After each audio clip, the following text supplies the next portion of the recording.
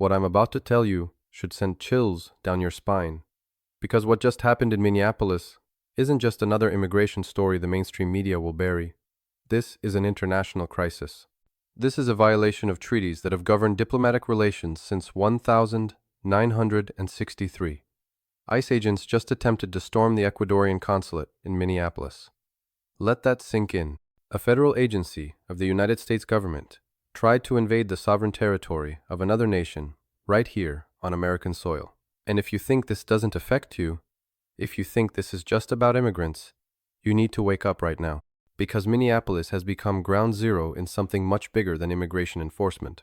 It has become a testing ground for authoritarian tactics that will eventually reach your city, your neighborhood, your doorstep. I've been covering American foreign policy and the intelligence apparatus for decades.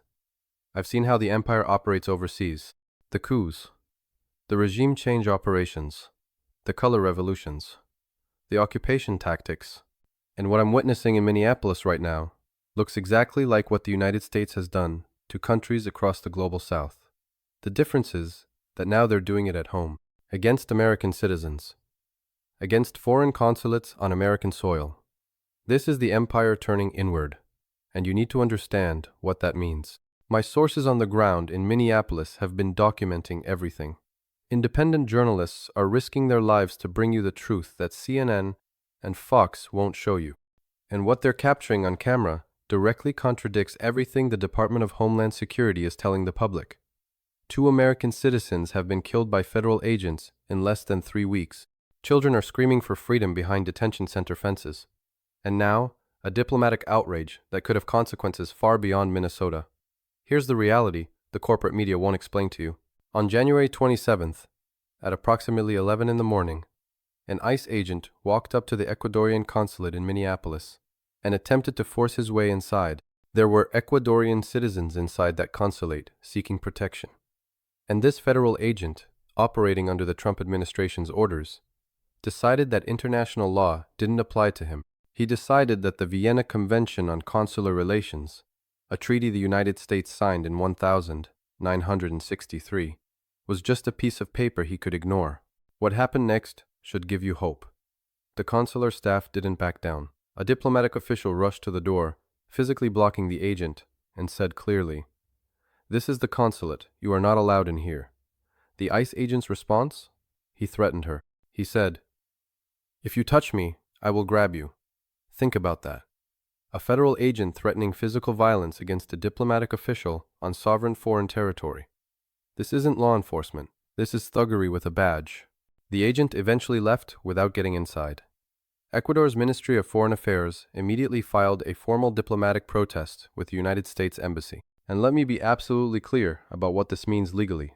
Under the Vienna Convention, consular premises are considered inviolable. The host country's authorities cannot enter without the explicit consent of the head of the consular post.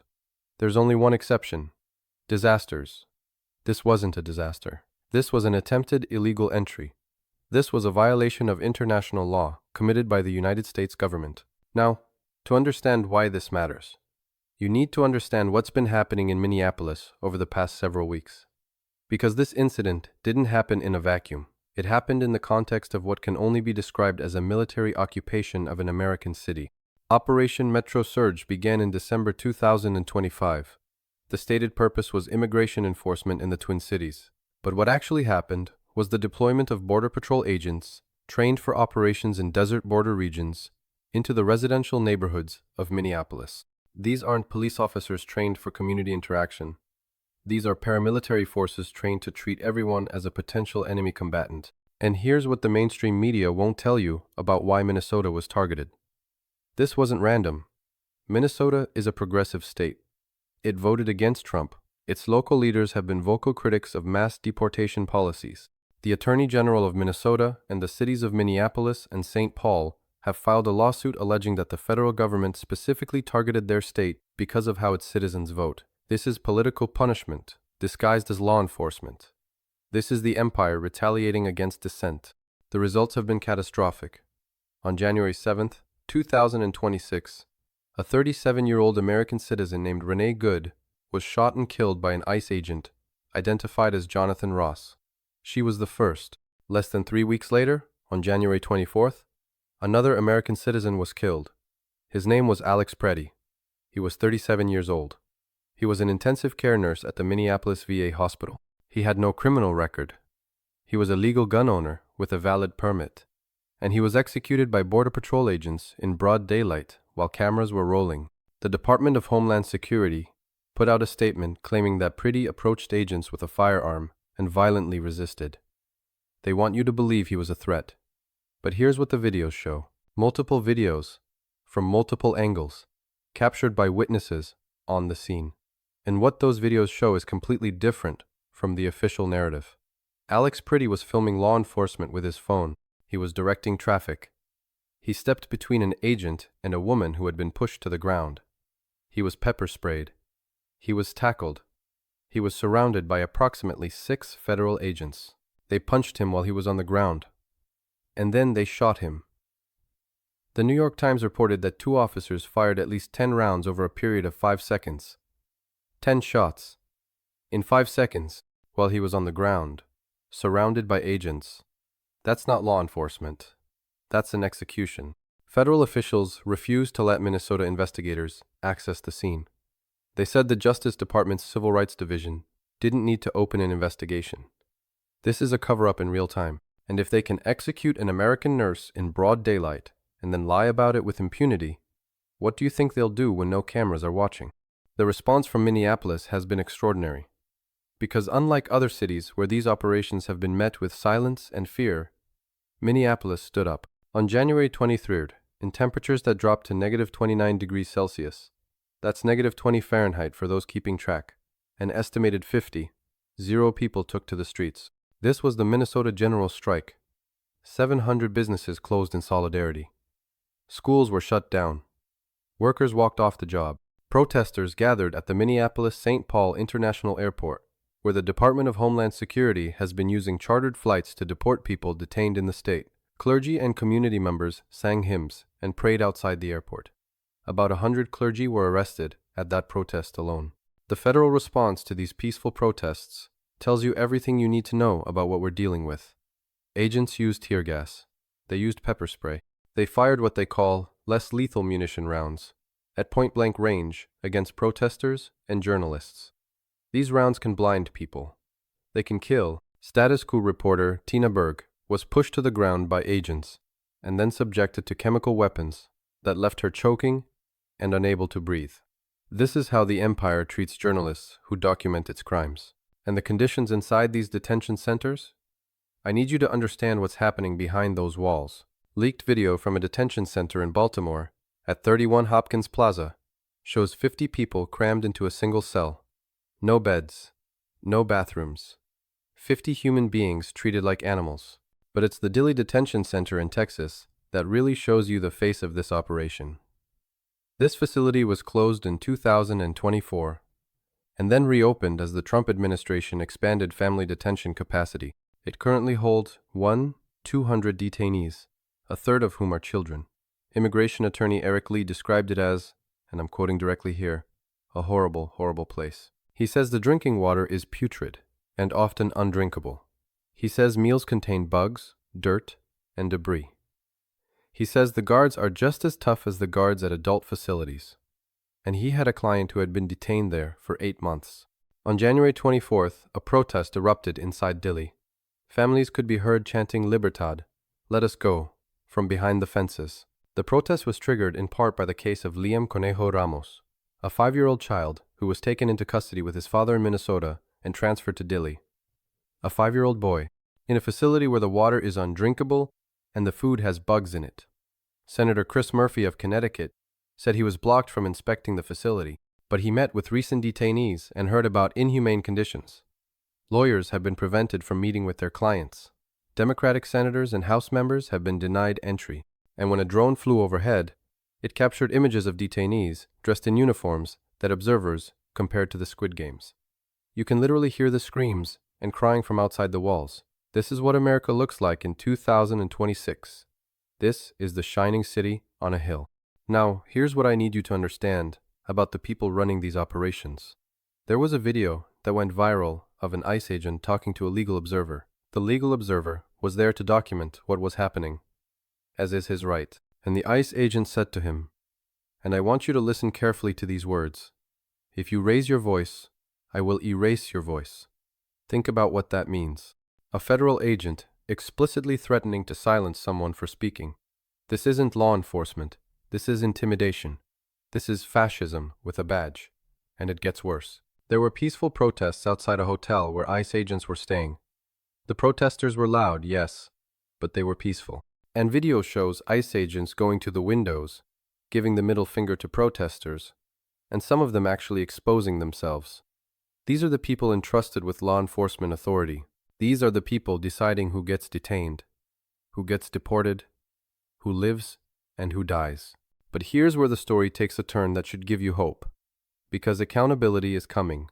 A national coalition of locally elected prosecutors has announced the formation of the Project for the Fight Against Federal Overreach. This coalition includes Philadelphia District Attorney Larry Krasner, Hennepin County Attorney Mary Moriarty, whose jurisdiction includes Minneapolis and St. Paul, prosecutors from Austin, Texas, and several Virginia jurisdictions. What are they doing? They're keeping records. They're documenting every warrantless entry, every unlawful detention, every coercive enforcement tactic, every constitutional violation. And they've announced that they will coordinate on how to prosecute ICE and Border Patrol agents for crimes committed under state law. The federal government may give these agents impunity, but states have their own criminal codes, and these prosecutors are making clear that there will be consequences. The Minnesota Attorney General and the cities of Minneapolis and St. Paul have filed a lawsuit alleging that the federal government's targeting of Minnesota violates the First Amendment. They're arguing viewpoint discrimination, that the state was targeted because of how its citizens vote and how its leaders speak. The ACLU has filed a class action lawsuit against the Trump administration on behalf of community members whose constitutional rights were violated. The legal fight is just beginning, and look at how the empire is already starting to crack under pressure. Gregory Bovino, who was serving as commander of the operation in Minneapolis, has been stripped of his title. His access to social media was suspended. He's being sent back to the Border Patrol station in El Centro, California, before retiring. Even Republican Senator Ted Cruz, hardly a voice of moderation, said the administration needs to be more measured in how it describes these incidents. The Ecuadorian government didn't back down. They filed their protest. They're demanding that the United States ensure this never happens again at any of their consular offices. A small nation in South America just stood up to the American empire and said no. And they're not alone. The world is watching what happens in Minneapolis. Countries across the global south are taking note. If the United States can attempt to violate the sovereignty of Ecuador's consulate over immigration enforcement, what's to stop them from doing the same to anyone else? This is what imperial decline looks like. When an empire can no longer impose its will abroad, when Russia resists, when China rises, when BRICS nations build alternative systems, the empire turns inward. The tactics of regime change, the methods of population control, the techniques of military occupation, all of it comes home. What we're seeing in Minneapolis is the same playbook the CIA has used in Latin America for decades, now being deployed against American citizens on American soil. And here's the profound contradiction at the heart of this moment. The United States lectures the world about human rights. It imposes sanctions on countries for alleged human rights violations. It funds color revolutions in the name of democracy. And right now, in Minneapolis, federal agents are killing unarmed citizens, threatening to erase the voices of legal observers, holding children in facilities with undrinkable water, and attempting to invade foreign consulates. Where are the sanctions? Where is the international condemnation? Where is the rules-based order that Washington loves to invoke when it suits their interests? But Minneapolis is also showing us something else. It's showing us that resistance is possible, that when communities stand together, when workers strike in solidarity, when clergy are willing to be arrested for their beliefs, when local prosecutors refuse to let crimes go unpunished, the empire can be forced to retreat. Bovino is gone. The federal presence is being reduced. And the whole world saw what happened when ordinary Americans said enough. The multipolar world isn't just about great powers. It's about local communities refusing to obey. It's about small nations, like Ecuador, planting their feet and saying, "This is our territory." It's about workers shutting down the economy to protect their neighbors. It's about journalists risking chemical attacks to document the truth. It's about prosecutors building cases for the day when accountability finally arrives. I want to leave you with the words of a protester who was interviewed in Minneapolis. He said he was just a nerdy gamer guy who wanted to go back to playing video games with friends. He never thought he'd be a political activist. But he said that what's happening in Minnesota has made it impossible to stay on the sidelines. He talked about how being white, being male, being straight, being well off, he never had to worry about these things before. But now he understands that empathy has to win over those on the fence, that everyone needs to show up together, that we need passion and action from our leaders. And he's right. This isn't about immigrants versus citizens. This isn't about left versus right. This is about whether we're going to live in a country where federal agents can execute nurses in broad daylight, where children can be held in conditions that would be illegal in any prison, where consulates can be invaded in violation of international law, where anyone who raises their voice risks having it erased. That's what's at stake. The empire wants you afraid. They want you silent. They want you to believe that resistance is futile, that this is just how things are now, that nothing can be done. Minneapolis proves them wrong. 50,000 people in negative 29-degree weather proves them wrong. Ecuador's diplomatic protest proves them wrong. The coalition of prosecutors proves them wrong. Every camera phone documenting every abuse proves them wrong. Share this information. Support independent media. Question every official narrative. Because the mainstream outlets aren't going to tell you what's really happening. They're not going to show you the videos that contradict the government's lies.